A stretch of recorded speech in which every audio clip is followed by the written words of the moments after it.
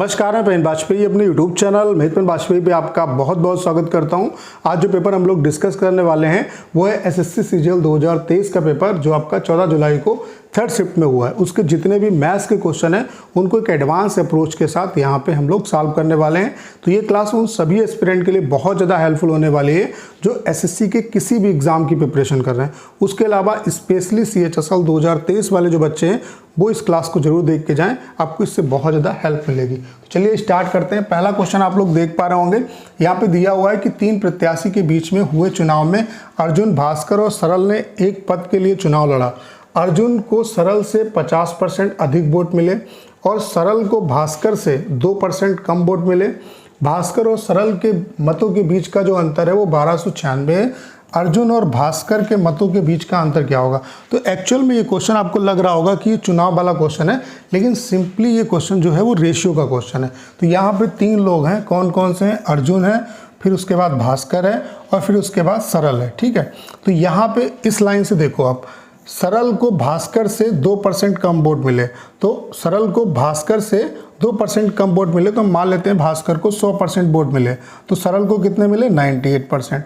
अब इससे आगे वाली लाइन पढ़ो कि भाई भास्कर और सरल ने एक पद के लिए चुनाव लड़ा, अर्जुन को सरल से 50% अधिक वोट मिले। तो इससे अगर 50% अधिक वोट मिले यानी कि 98 का 150% निकाल लो, या 98 प्लस इसका आधा कितना हुआ? 79 से जोड़ लो तो कितना आ जाएगा? 147%। यानी कि इसको जो वोट मिले वो कितने मिले?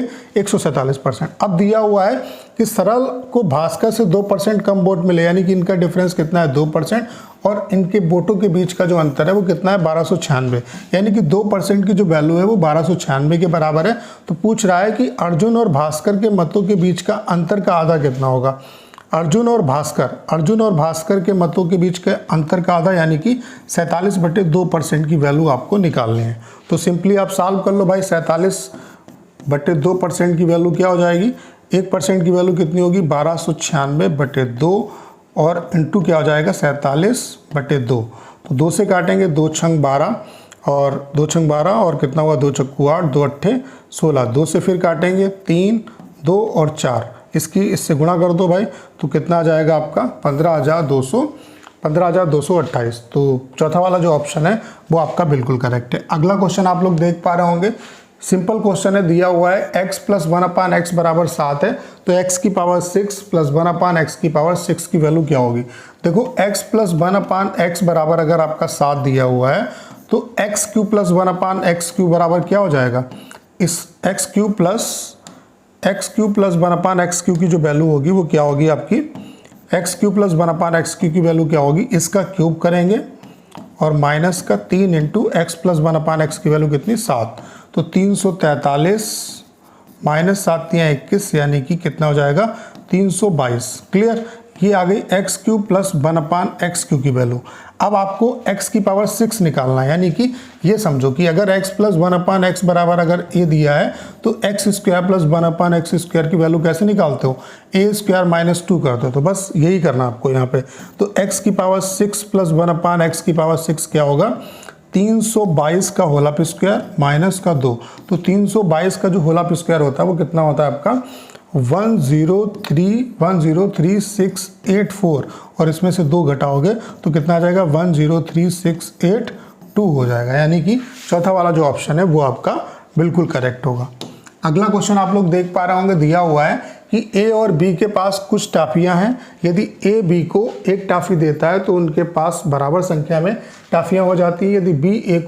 यदि B जो है वो A को एक टाफी देता है तो A की टाफियां जो हैं वो B से दोगुनी हो जाती हैं। तो A और B के पास टाफियों की कुल संख्या क्या होगी? कोई दिक्कत वाली बात नहीं है। देखो A और B 2 लोग हैं, यहाँ पे इक्वेशन से क्वेश्चन सॉल्व होगा आपका। 2 इक्वेशन बनेंगी, उन्हें सिंपली आप सॉल्व कर लोगे, आपका आंसर आ जाएगा। यदि A जो है वो B को एक टाफी देता है, यानी कि A ने एक टाफी दी तो B को एक टाफी मिल गई। क्लियर? सिंपल, ये बात समझ में आई। तो उनके पास बराबर टाफी, यानी कि इसकी वैल्यू इसके बराबर है। तो यहाँ से A - B की जो वैल्यू है वो कितनी हो जाएगी? 2 हो जाएगी। तो ये पहला इक्वेशन बन गया हमारे पास। उसके बाद क्या बोला है? B A को एक टाफी देता है, यानी कि B ने एक टाफी दी तो A को एक टाफी मिल गई।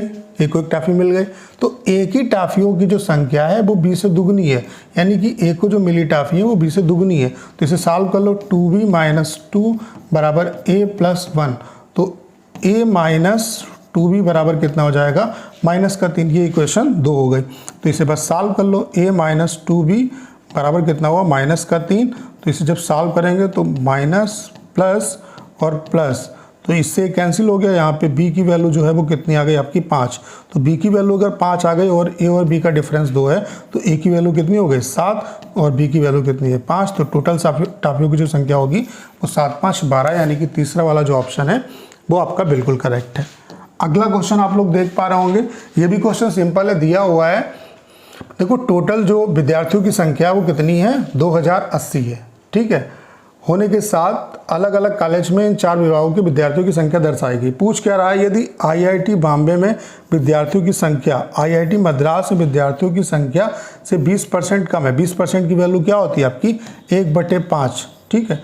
तो IIT मद्रास में विद्यार्थियों की संख्या से 20% कम है, यानी कि IIT मद्रास में अगर 5 मतलब विद्यार्थी हैं तो IIT बॉम्बे में उससे 1 कम, यानी कि 4 विद्यार्थी हैं।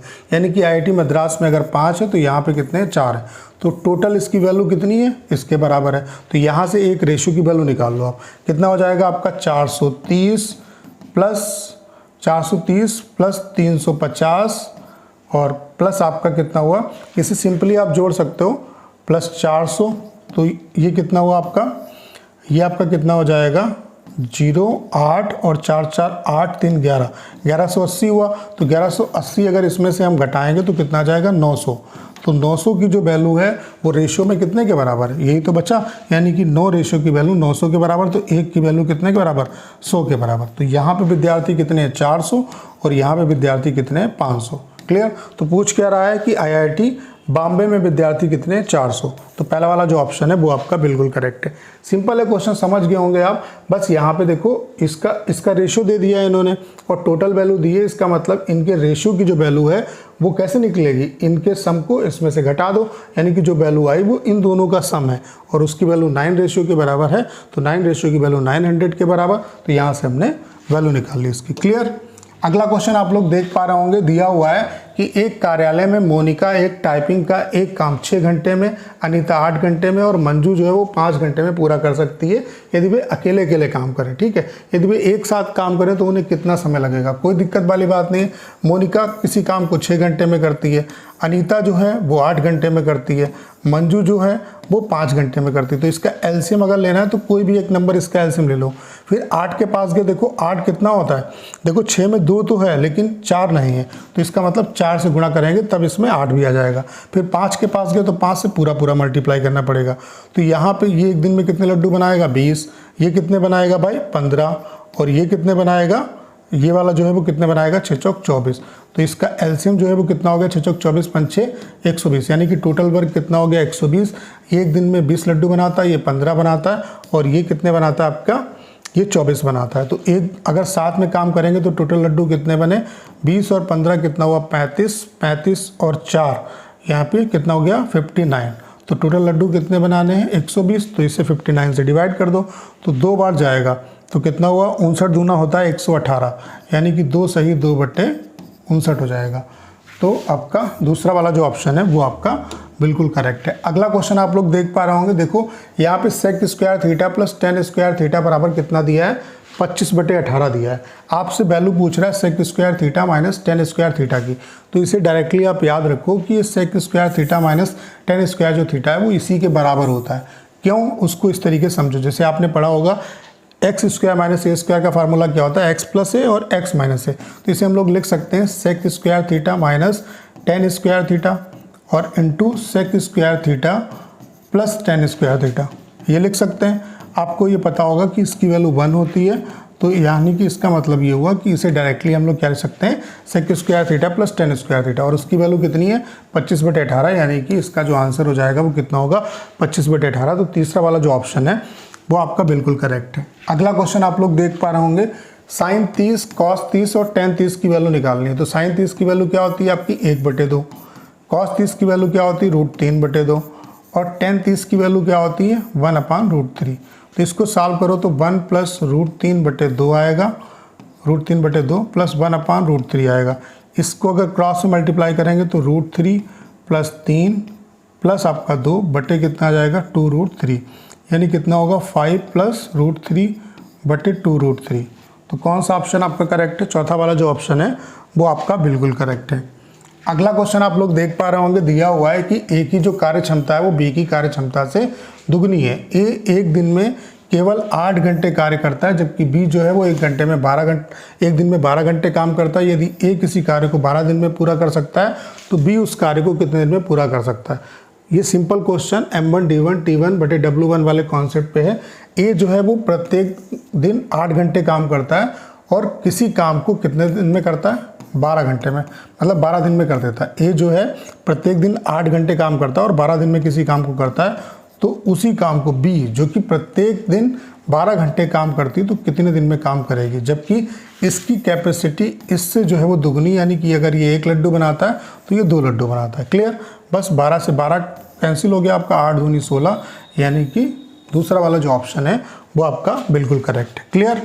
अगला क्वेश्चन आप लोग देख पा रहे होंगे, दिया हुआ है। देखो ये सबसे इंपॉर्टेंट क्वेश्चन है और इसी को देखने के लिए मुझे लगता है कि आप सभी लोग आए होंगे। ठीक है, तो सिंपल क्वेश्चन है, इस क्वेश्चन को आप चुटकियों में सॉल्व कर सकते हैं। दिया हुआ है कि दो मित्र P और Q एक साथ एक वृत्ताकार ट्रैक पर एक ही बिंदु से दौड़ना शुरू करते हैं। वे एक ही दिशा में दौड़ते हैं। P जो है वो 6 मीटर पर सेकेंड की चाल से दौड़ता है और Q जो है वो 20 मीटर पर सेकेंड की चाल से दौड़ता है। यदि वे वृत्ताकार पथ पर ठीक 2 बिंदुओं पर एक दूसरे को पार करते हैं। यहाँ पे ये लाइन पढ़ना बहुत जरूरी है कि कितने बिंदुओं पर पार करते हैं। 2 बिंदुओं पर पार करते हैं और B एक प्राकृत संख्या जो 6 से कम है, तो इसके कितने मान हो सकते हैं, यानी कि B की जो वैल्यू है वो 6 नहीं ले सकते, यानी कि 5 ले सकते हैं, 4 ले सकते हैं, 3 ले सकते हैं, 2 ले सकते हैं, 1 ले सकते हैं। क्लियर? अब आपको पता है कि अगर एक ही दिशा में चल रहे हैं, एक इसकी जो P की जो स्पीड है वो कितनी है 6 और Q की जो स्पीड है वो B है, तो इनकी रिलेटिव स्पीड क्या होगी 6 माइनस B होगी। आप बस सिंपल देखो यहाँ पे कि 2 बिंदुओं पर, मतलब 2 बिंदुओं पर एक दूसरे को पार करते हैं। तो अगर 2 बिंदुओं पर एक दूसरे को पार करते हैं तो ये क्वेश्चन सिर्फ आपसे ये पूछ रहा है कि P और Q की रिलेटिव स्पीड का सिंप्लीफाइड रेशियो के बीच का जो डिफरेंस है वो जितनी जगह 2 होगा बस उतने इसके वैल्यू जो है वो पॉसिबल है। क्लियर? यानी कि P और Q की रिलेटिव स्पीड का सिंप्लीफाइड रेशियो का जो डिफरेंस है वो जितनी जगह 2 होगा, क्योंकि 2 बिंदुओं पर मिल रहे हैं, बस उतने ही वैल्यू इसके पॉसिबल है। क्लियर?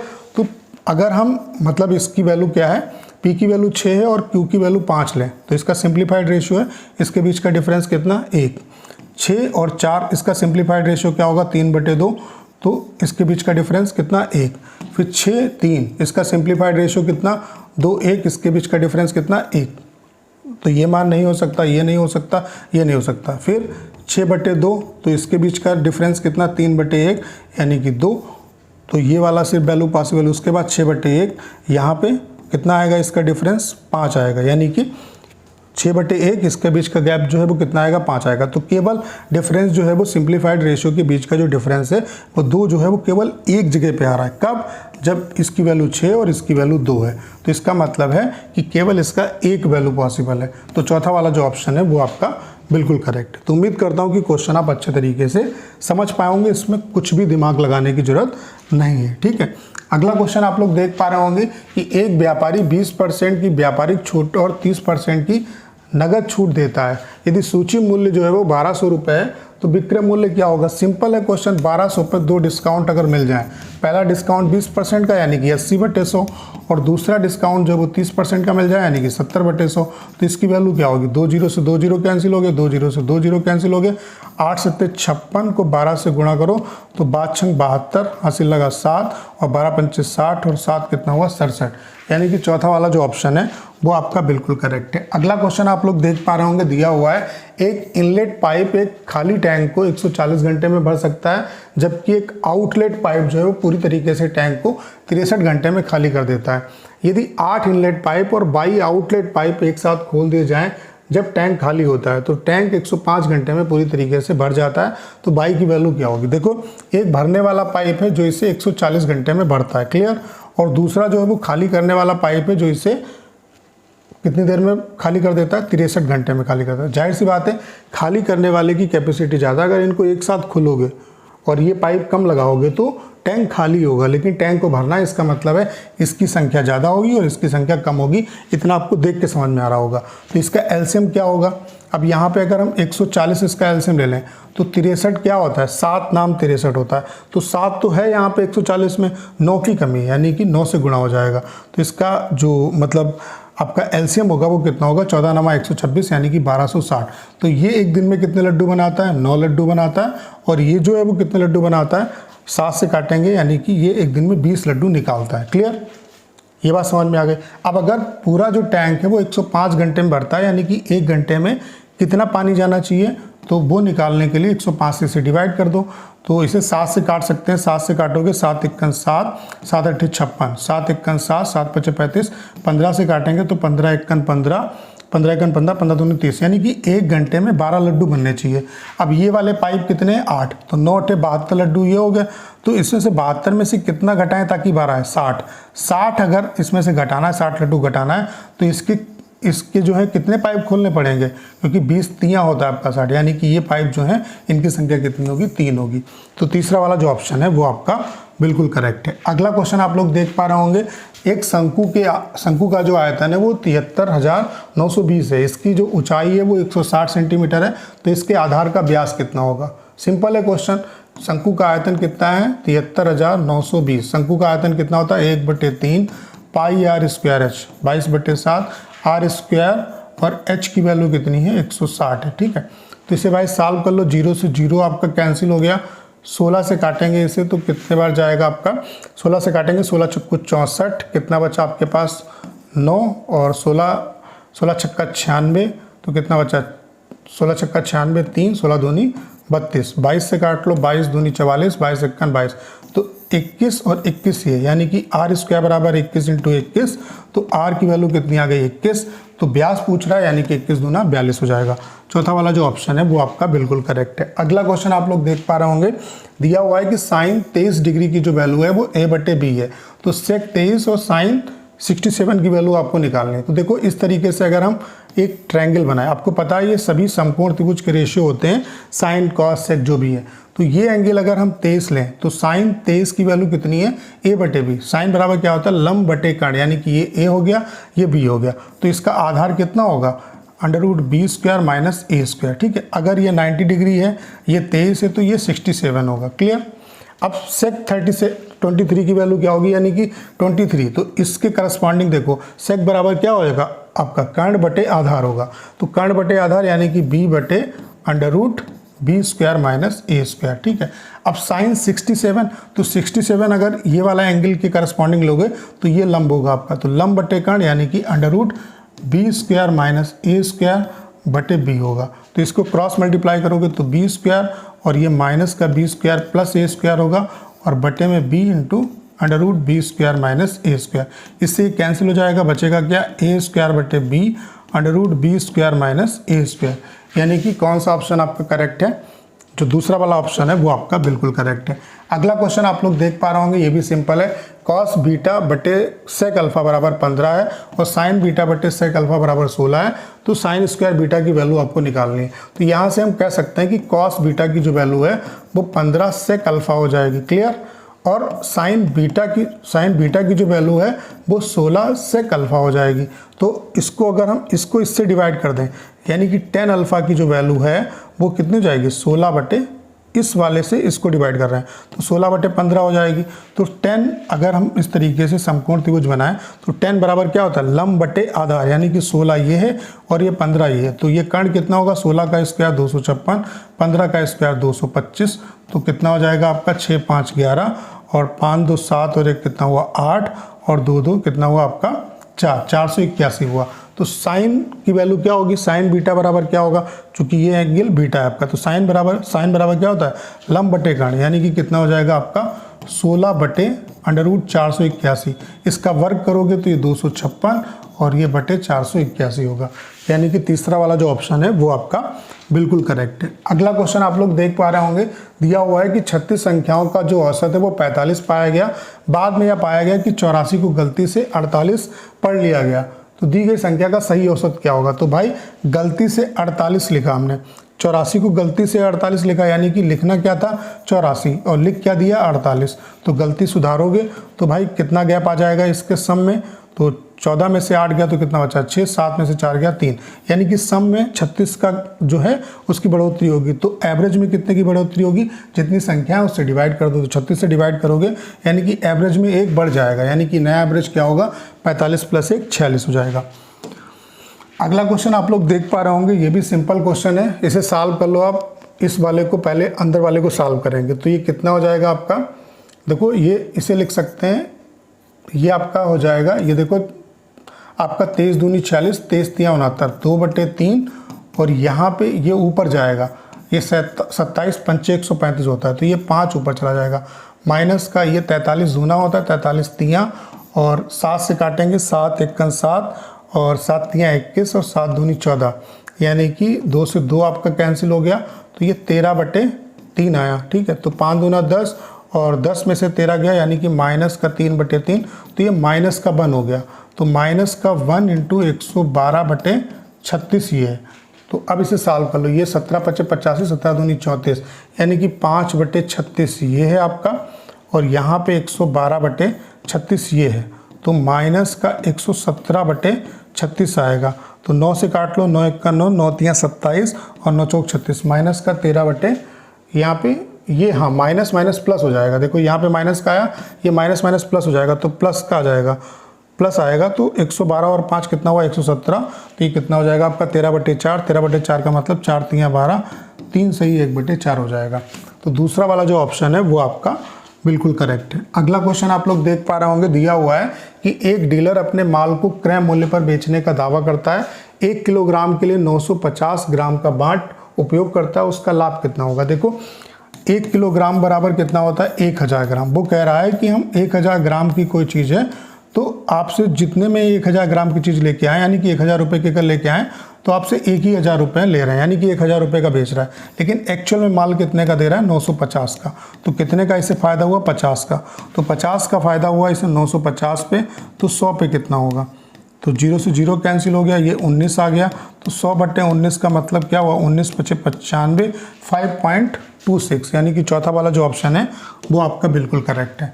अगला क्वेश्चन आप लोग देख पा रहे होंगे, काफ़ी सिंपल है क्वेश्चन, इसे सॉल्व कर लो। देखो इससे काटेंगे तो 6 × 5 = 30, 7 × 5 कितना हो गया 12, -12 + 7, तो इससे कैंसिल हो गया, यानी कि चौथा वाला जो ऑप्शन है वो आपका बिल्कुल करेक्ट है। अगला क्वेश्चन आप लोग देख पा रहे होंगे, दिया हुआ है कि एक व्यक्ति किसी कंपनी में कुल 10,000 रुपये की राशि निवेश करता है, राशि का एक हिस्सा जो है वो 10% साधारण ब्याज पर और शेष भाग 15% वार्षिक साधारण ब्याज पर निवेश किया जाता है।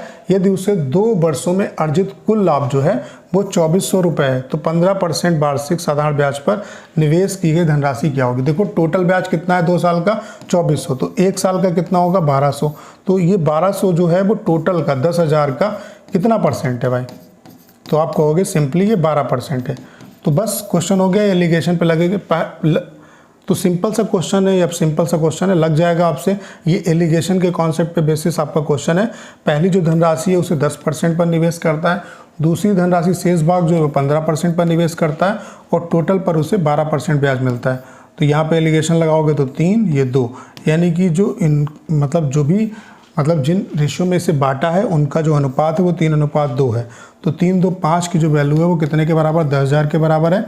तो 1 की वैल्यू कितने के बराबर 2000 के बराबर, तो इसकी वैल्यू कितनी आ जाएगी 6000 और इसकी वैल्यू कितनी आ जाएगी 4000। तो क्या पूछ रहा है 15% पर निवेश की गई धनराशि, तो 15% पर निवेश कितना किया है 4000। तो पहला वाला जो ऑप्शन है वो आपका बिल्कुल करेक्ट है। अगला क्वेश्चन आप लोग देख पा रहे होंगे, पूछ रहा है कि स्वास्थ्य पर होने वाले व्यय को दर्शाने वाले क्षेत्र के अनुरूप केंद्रीय कोण क्या होगा। तो आपको पता होना चाहिए कि जब पूरा सर्किल घूमते हैं तो 360 डिग्री का एंगल आपका बनता है। तो ये किसके बराबर है 20,000, 15,000, 8,000, यानी कि 20, 15 कितना हुआ 35, 35, 5, 40, 40 और 10 50, यानी कि हम कह सकते हैं कि 50,000 की जो वैल्यू है वो 360 डिग्री के बराबर है। अब स्वास्थ्य वाला जो है उसकी वैल्यू कितनी, हेल्थ वाला ये है आपका 15,000, तो 15,000 पे एंगल आपको निकालना है। तो कोई दिक्कत वाली बात नहीं है, 360 बटे आपका 50,000 इंटू आपका 15,000, ठीक है। तो 3 जीरो से 3 जीरो आपका कैंसिल हो गया, 0 से 0 कैंसिल हो गया, 5 या 15, 36 3 कितना हुआ 108, यानी कि कितना एंगल बनेगा 108 डिग्री। तो चौथा वाला जो ऑप्शन है वो आपका बिल्कुल करेक्ट है। अगला क्वेश्चन आप लोग देख पा रहे होंगे, सिंपल है कि ए बी जो है वो केंद्र ओ वाले एक वृत्त का व्यास है, पी इस पर एक बिंदु है, यदि कोण ए ओ पी 95 डिग्री है तो कोण ओ बी पी क्या होगा। तो सबसे पहले फिगर बनाते हैं तो आपको सारी चीज़ें समझ में आ जाएंगी। इस तरीके से एक सर्किल है और ए बी जो है वो इसका व्यास है, तो ये आपका ए हो गया, ये बी हो गया, इसका जो केंद्र है वो क्या है आपका ओ है, ठीक है। पी इस पर एक बिंदु है, मान लेते हैं यहाँ पे कोई पॉइंट है, ठीक है। कोण ए ओ पी का मतलब ये हुआ इस तरीके से, ये वाला जो एंगल है वो आपका कितना दिया है 95 डिग्री। तो आपसे क्या पूछ रहा है, कोण ओ बी पी यानी कि ओ बी पी ये वाला जो एंगल है ये पूछ रहा है। आप ध्यान से देखो, ये वाला जो एंगल है, ठीक है, ये आपका क्या है केंद्र पर बना कोण, और आपसे क्या पूछ रहा है परिधि पर बना कोण। तो आपको पता होना चाहिए कि केंद्र पर बना कोण परिधि पर बने कोण का दुगना होता है, यानी कि ये वाला कोण इसका आधा होगा। तो 95/2 यानी कि कितना हो जाएगा आपका 47.5। तो पहला वाला जो ऑप्शन है वो आपका बिल्कुल करेक्ट है। अगला क्वेश्चन आप लोग देख पा रहे होंगे, दिया हुआ है कि विराट एक कार्य को 30 दिन में पूरा कर सकता है और डैनियल उसी कार्य को पूरा करने में विराट से 60% अधिक कुशल है। तो जाहिर सी बात है, जब 60% अधिक कुशल है तो इसको 30 दिन से कम टाइम लगेगा, ये बात तो देख के अंडरस्टूड है, ठीक है। उस कार्य को पूरा करने में डैनियल द्वारा लिया गया कुल समय क्या होगा। देखो भाई, विराट है और डैनियल है, अब 60% का मतलब क्या हुआ 6/10, या हम कह सकते हैं 3/5, यानी कि अगर विराट जो है वो एक दिन में 5 लड्डू बनाता है तो डैनियल उससे 3 ज़्यादा यानी कि 8 लड्डू बनाता है। क्लियर। अब विराट जो है वो कार्य को कितने दिन में करता है 30 दिन में, इसका मतलब है टोटल जो वर्क है वो कितना हो गया 30 × 5।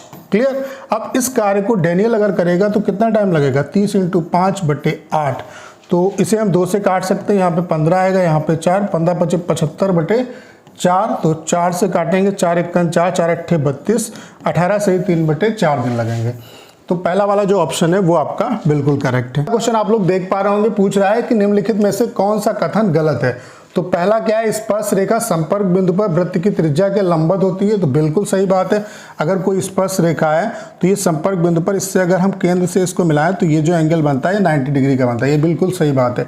स्पर्श रेखा वृत्त के केवल एक बिंदु को स्पर्श करती, बिल्कुल। अगर 2 को स्पर्श करेगी तो या तो ये जीवा बनेगी या तो ये छेदक रेखा बनेगी, ठीक है। एक रेखा जो एक वृत्त के 2 अलग अलग बिंदुओं को काटती है स्पर्श रेखा कहलाती, बिल्कुल नहीं, ठीक है। ये क्या कहलाएगी, छेदक रेखा कहलाएगी। तो ये वाला जो स्टेटमेंट है वो आपका गलत है, बाकी सारे सही है, ठीक है। अगला क्वेश्चन आप लोग देख पा रहे होंगे, दिया हुआ है जहांगीर को 1 घंटे में 90 किलोमीटर की दूरी तय करनी थी। पहले 25 मिनट के दौरान उसने 15.2 मीटर प्रति सेकेंड की चाल से यात्रा की। शेष समय में जहांगीर ने अपने गंतव्य स्थान पर ठीक समय पर पहुंचने के लिए प्रति सेकेंड कितने मीटर की दूरी तय की, यानी कि अगला जो पड़ाव है उसको तय करने में उसकी चाल कितनी होगी, वो भी मीटर पर सेकेंड में ये पूछ रहा है, ठीक है। तो पहले 25 मिनट लेता है, यानी कि बची हुई दूरी को तय करने में कितना समय लगेगा 35 मिनट लगेगा, क्योंकि पूरी दूरी तय करने में 1 घंटा लगता है। अब देख लो इसने दूरी कितनी तय की, तो किलोमीटर में, चूंकि पूरी दूरी है तो इसको किलोमीटर में निकाल लेते हैं। तो 25 मिनट का मतलब 25/60 लिख सकते हैं, तो ये घंटे में हो जाएगा। और 15.2 और इससे हम किलोमीटर पर घंटे में चेंज करेंगे तो 18/5 से गुणा कर देंगे। अब इसे सॉल्व कर लेते हैं, देखो कितना होगा आपका, ये 6 से काटेंगे, 6 × 3 = 18 और 6 = 60, ठीक है। और फिर 5 से काटेंगे 5 × 25, फिर 5 से काटेंगे 5 × 2 = 10, 2 से काटेंगे तो यहाँ पे कितना जाएगा 2 × 14, 2 × 6 = 12, यानी कि 6 × 3 = 18 और 3 × 21 = 22, 22.8 किलोमीटर की दूरी तय की। तो बची कितनी दूरी तय करने के लिए, 90 में से घटाओगे इसे 22.8 को, तो यहाँ पे कितना बचा आपका 0.2, और यहाँ पे 9 में से 2 गया तो कितना बचा 7, और यहाँ पे 8 में से 2 गया तो कितना बचा 6, यानी कि 67.2 की दूरी तय करनी किलोमीटर की। तो अगर इसे मीटर में चेंज करोगे तो 2 जीरो आपके बढ़ जाएंगे, क्योंकि 3 जीरो से गुणा करोगे तो यानी कि पॉइंट हट जाएगा और इसके बाद 2 जीरो आएंगे। ये कितना है 35 मिनट है, तो इसे अगर आप सेकंड में चेंज करोगे तो 60 से गुणा कर दोगे, तो 0 से 0 कैंसिल हो गया आपका। 6 से काटो, 6 × 6, 6 × 6, 6 दूनी 12, और फिर 7 से काट देंगे तो 7 से काटो तो कितना होगा 7 × 1 = 7, 7 × 6 = 42 और 7 × 5 = 35। 5 से काटोगे 5 × 3 = 15, 5 × 2 = 10, यानी कि कितनी होगी चाल 32 मीटर पर सेकेंड की। तो पहला वाला जो ऑप्शन है वो आपका बिल्कुल करेक्ट है।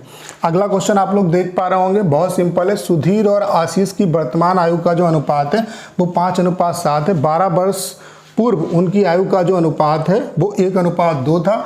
अब से 5 वर्ष बाद, यानी कि वर्तमान से 5 वर्ष के बाद उनकी आयु क्या होगी? तो भाई 12 वर्ष पूर्व अनुपात कितना था? 1:2। तो वर्तमान में लाने के लिए 12 जोड़ना पड़ेगा, यानी कि वर्तमान में उनका रेशो कितना है? 5 और 7 का। ठीक है, अब वर्तमान से 5 साल बाद आपको निकालना है, तो यहाँ पे इसका डिफरेंस बराबर नहीं है, तो क्या लगाएंगे? Cross product. इसकी इससे मल्टीप्लाई कर दो, इसकी इससे, 7 × 7 5 × 10, इसका डिफरेंस कितना हुआ? 3 रेशियो। और इसकी वैल्यू कितने के बराबर? 12 × 7 = 84 और 12 × 5 = 60, यानी कि 24 के बराबर। तो 1 की वैल्यू कितने के बराबर? 8 के बराबर। जब भी क्रॉस प्रोडक्ट लगाएंगे तो इस मतलब ऊपर वाले से हम वैल्यू निकालेंगे।